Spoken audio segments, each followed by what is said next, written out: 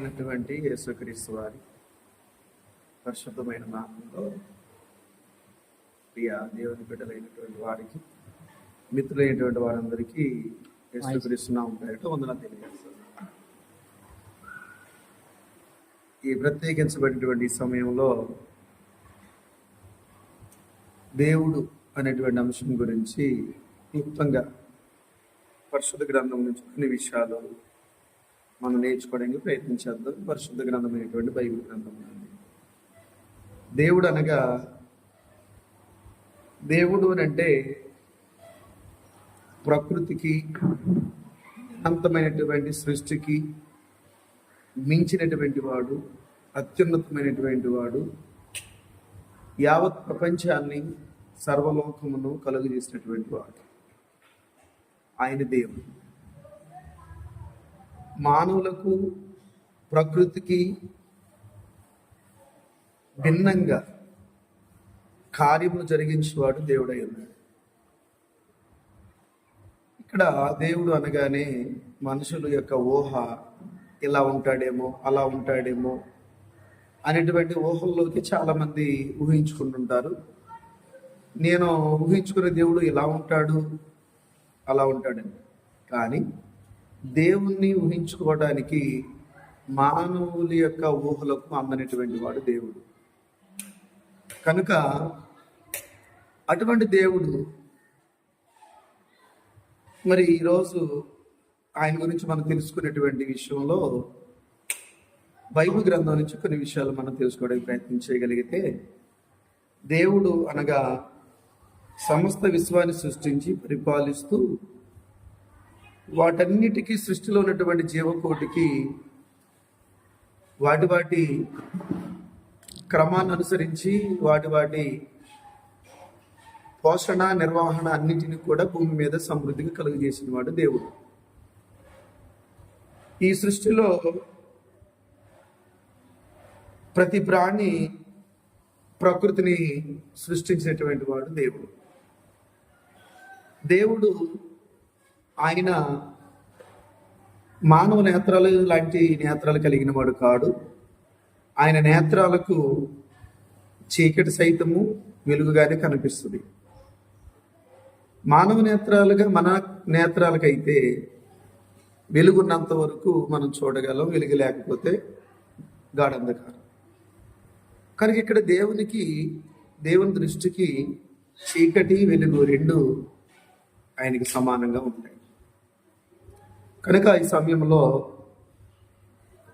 మనం ఆలోచన చేయవలసింది ఏంటంటే, దేవుడు అనగా పదార్థము కాదు.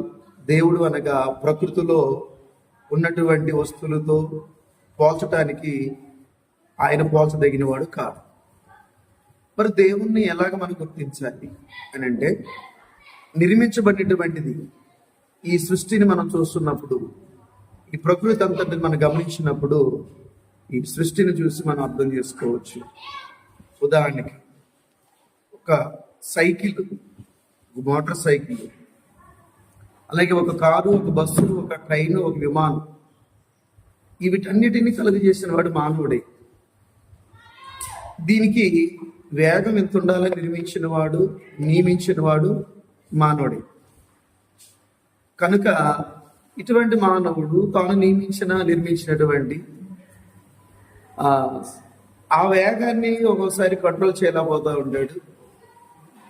ఆ వేగం కంట్రోల్ చేయడానికి అక్కడ ఇవ్వబడినటువంటి వేగము నియంత్రించేటువంటి క్రమంలో నియమించినటువంటి మనిషి సైతము, ఈ మానవుడు సైతము ఫెయిల్ అవుతూ ఉంటాడు. తను తయారు చేసేటువంటి వస్తువు ఒక్కొక్కసారి తన నియంత్రణలోకి రాకపోవచ్చు. కానీ సృష్టిని కలుగజేసినటువంటి దేవుడు ఈ సృష్టిని తన మాట చేత నియంత్రిస్తూ ఉన్నారు. ఆయన మాటని ఈ సృష్టి ఖచ్చితంగా పాటిస్తుంది అని చెప్పడానికి 19వ కీర్తనలో ఒక విషయాన్ని కీర్తనకారుడు ఈ విధంగా చెప్తున్నాడు. 19వ కీర్తన మనం చదువుకున్నప్పుడు ఆకాశములో దేవుని మహిమను వివరించుచున్నవి అని చెప్పబడింది. ఒకసారి వాక్యం చూద్దాం. ఆ 19వ కీర్తనలో ఏముందో నేను బైబిల్ నుంచి తీసి నేను దాన్ని చదివి మీకు వినిపిస్తాను. కీర్తన మొదటి వచనం నుంచి మనం చూసినప్పుడు ఆకాశములో దేవుని మహిమను వివరించుచున్నామని అన్నాడు. అంటే దేవుడు అంటే ఇక్కడ మనకు అర్థమయ్యేది ఏంటంటే ఆకాశానికి మించినటువంటి వాడిని మనకు అర్థమవుతుంది. అంతరిక్షము ఆయన చేతి పనిని ప్రచురపరుచుచున్నది అంటే అంతరిక్షాన్ని దేవుని చేతులు నిర్మాణం చేస్తున్నట్టు చెప్తుంది. ఇక రెండవ వచనంకి వచ్చినప్పుడు పగటికి పగలు బోధ చేయుచున్నది, రాత్రికి రాత్రి జ్ఞానం తెలుపుచున్నది. అంటే పగలు వస్తుంది, రాత్రి వస్తుంది, మళ్ళా పగలు వస్తుంది, రాత్రి వస్తుంది. ఈ విధముగా దేవుడు సృష్టిలో పగటిని రాత్రిని దేవుడు ఏర్పాటు చేయటం వలన ఈ పగలు రాత్రులు మార్పు లేకుండా క్రమంగా వస్తూ ఉంది. అందుకనే రాత్రి మనం చూసినప్పుడు ఆకాశంలో అంతరిక్షంలో నక్షత్రాల సముదాయం కనిపిస్తూ ఉంటుంది. పగలు చూసినప్పుడు సూర్యుడు తన వెలుగును మనకి ఉదయింపజేస్తూ ఉన్నాడు.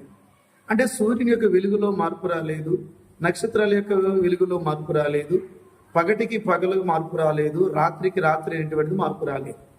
కారణం ఏంటి అని అంటే కింద 3వ వచనం అంటున్నాడు, వాడికి భాష లేదు, మాటలు లేవు, వాటి స్వరం వినబడదు.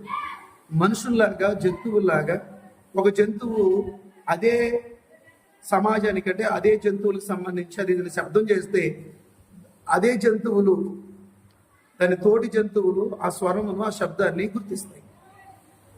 అలాగే ఒక పక్షి మాట్లాడితే అది భాషలో అది మాట్లాడినప్పుడు అదే జాతికి చెందినటువంటి పక్షులు ఆ స్వరం యొక్క శబ్దం యొక్క అర్థం ఏంటో తెలుసుకుంటాయి. అలాగే మనిషి మాట్లాడుతున్నప్పుడు ఇప్పుడు ఏదైతే మనం మాట్లాడుతున్నామో ఆ మాట మరొక వ్యక్తికి అర్థమవుతుంది. కానీ ఇలాగ పక్షులకి జంతువులకి మనుషులకి ఉన్నట్టు ఈ సృష్టికి మాట్లాడటానికి మనం వెళ్ళే వాటికి అవయవాలు లేవు, జ్ఞానేంద్రియాలు లేవు. అయినప్పటికీ అవి జ్ఞానం బోధిస్తున్నది అని బైబిల్ గ్రంథం మనకు తెలియజేస్తుంది. ఎందుకు ఈ విషయాలు మనం తెలుసుకోవాలని అంటే దేవుని యొక్క సృష్టి ఈ ప్రకృతిలో దేవుని యొక్క బలమైనటువంటిది ఏంటంటే మాట. ఆయన మాట చేత ఇదంతా కలుగజేశారు. కాబట్టి దేవుడు అని చెప్పడానికి, దేవుడి గురించి తెలుసుకోవడానికి ఈ సృష్టిని చూసినప్పుడు మనకు తెలియజేస్తుంది. సృష్టిని చూసి నేర్చుకోవచ్చు అని కీర్తనకారుడు 19లో చెప్పారు. కాబట్టి మరలా దేవుడు అంటే ఎలా ఉంటాడు అనేటువంటి విషయాలు దీన్ని కొన్ని భాగాలుగా కొన్ని పార్ట్లుగా మనం దీన్ని ద్వారా తెలుసుకోవడానికి ప్రయత్నం చేద్దాం. Thank you for good attention. Your watching.